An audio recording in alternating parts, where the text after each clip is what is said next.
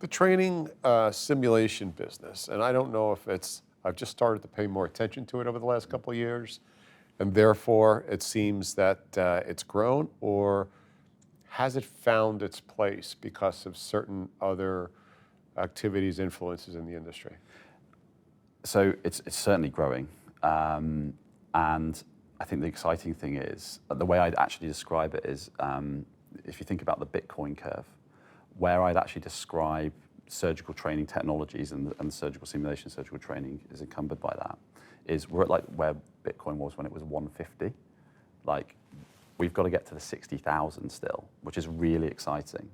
And so what do I mean by that? I think traditionally this was an industry where people would make a technology very siloed, very focused on one particular need that needed solving.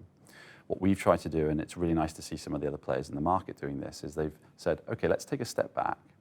Let's look at the training pathway, and let's understand what parts of the pathway we need to develop technology for. And then it's a problem-first approach with the technology. And I think we've been very intentional about that. It's nice to see other industry players doing that. And what that's now allowed us to do is bring all of the stakeholders together. So again, going back to this example of this amazing partnership we've done with Hologic, they were very forward-thinking on this. But we went to them and a number of other strategics and said, guys, there's a major problem that we do have here. We don't actually have enough fully trained surgeons. The way we're going to fully train those surgeons is improving access to good quality technology. And then the other issue is who's going to fund that and support that.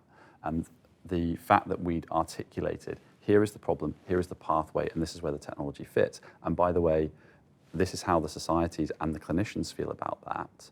Go and speak to them. That allowed some of those partners to look at that and come in and say, yeah, we can help fund that. So I think that's been a major part of the growth, not just strategics, but the hospital systems, the societies, anyone else that's involved in paying for this technology. The fact that we've really articulated, here's the problem, this is how we solve it in this part of the pathway, that's starting to see that growth.